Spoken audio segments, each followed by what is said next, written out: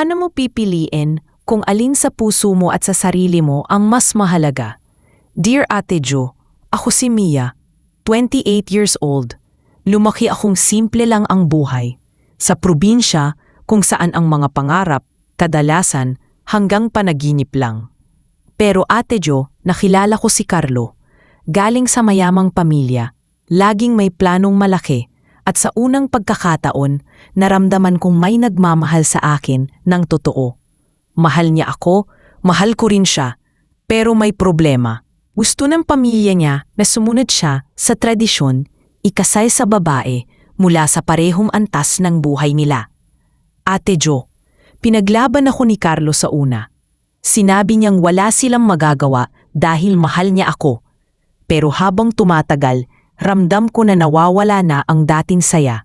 Dumami ang tampuhan, dumami ang tanong, at dumalas ang pag-iwas niya. Hanggang isang gabi, dinala niya ako sa paborito naming lugar. Hawak niya ang kamay ko, pero ramdam kong malayo ang isip niya. Sabi niya, Nia, hindi ko kayang mawala ka, pero hindi ko rin kayang talikuran ang pamilya ko. At Ate Jo, ako na mismo ang kumalas. Hindi dahil hindi ko siya mahal, kundi dahil ayokong mahalin niya ako nang may digat at guilt sa puso niya. Ngayon, mag-isa pa rin ako, pero mas payapa. Natutunan ko na minsan, ang tunay na pagmamahal ay hindi laging paghawak, kundi ang marunong ding bumitaw para sa ikabubuti ng taong mahal mo. Point of view ni Carlo, 30 years old. Ate Jo, hindi ko siya binitawan dahil hindi ko na siya mahal. Iniwan ko siya kasi duwag ako. Simula pa lang, alam kong si Mia ang gusto kong makasama.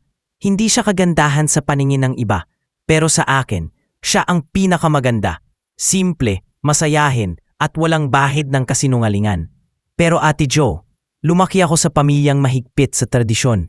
May pangalan, may reputasyon, may mga plano para sa akin kahit hindi ko hinihingi. At bahagi ng planong yon ang pakasalan ang anak ng kapartner namin sa negosyo. Pinaglaban ko si Mia sa una. Akala ko sapat ang tapang ko para harapin ang lahat. Pero habang tumatagal, mas ramdam kong parang nilulunod ako ng mga expectation. Hindi lang ako anak sa pamilya namin. Parang isa rin akong investment na dapat bumalik ng malaking kita. Noong gabing yun sa paborito naming lugar, gusto ko sanang magsinungaling at sabihing pipiliin ko siya anuman ang mangyari. Pero ayoko siyang paasahin. Sabi ko, hindi ko kayang mawala ka pero hindi ko rin kayang talikuran ang pamilya ko. At nung siya na mismo ang kumalas, Ate Jo, parang pinunit yung puso ko sa gitna pero hindi ako humabol kasi alam kong tama yung desisyon niya kahit masakit. Na yun, may asawa na ako pero hindi si Mia. Kumpleto ang bahay pero kulang ang puso. Natutunan ko na ang pag-ibig kapag hindi mo pinaglaban sa tamang oras, wala ka ng habol kapag nawala. 4 na taon ang lumipas mula nung huli ko siyang makita. May anak na ako, may asawa. Tahimik ang buhay pero hindi ako masaya. Tanggap ko na yon. Hanggang isang araw sa isang event ng negosyo, nakita ko siya. Si Mia. Mas maganda, mas eleganteng tingnan, pero may lungkot sa mga mata. Nagkatinginan kami. Sandaling katahimikan.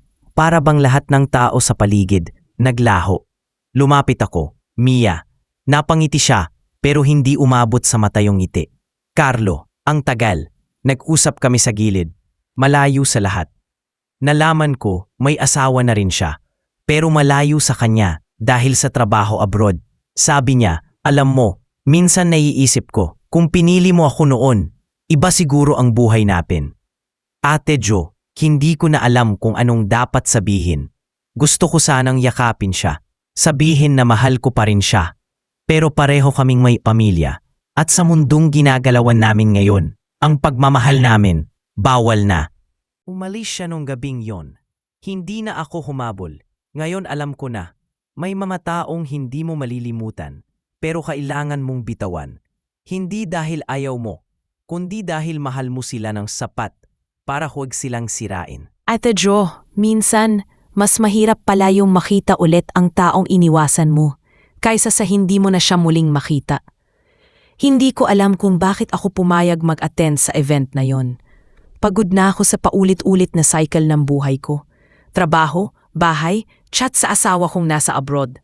Wala nang kilig, puro tungkulin na lang. Tapos, nakita ko siya, si Carlo.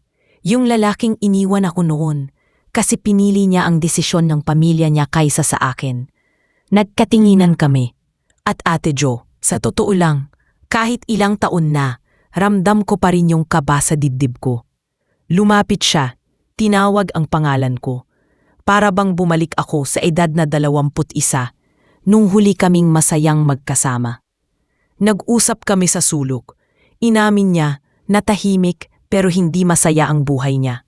Sinabi ko rin na matagal ko siyang hinintay noon, pero natutunan ko na ring mabuhay nang wala siya.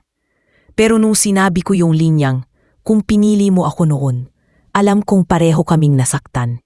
Kasi alam naming pareho, hindi na pwedeng ibalik ang dati. Umalis ako nang hindi lumilingon.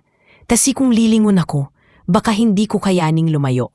Ate Jo, natutunan ko na hindi lahat ng pagmamahal dapat ipaglaban. Lalo na yung pagmamahal na pwedeng sumira ng mga taong wala namang kasalanan. Isang linggo matapos yung event, nagpadala si Carlo ng mensahe. Kahit isang beses lang, gusto kong magpaalam ng maayos. Nagkita kami sa isang maliit na kafe, sa oras na alam naming walang makakakita. Walang halong romansa, walang halong lihim na plano. Just two people closing an open wound. Ahimik muna kami. Ako, pinagmamasdan ko lang kung paano siya tumanda.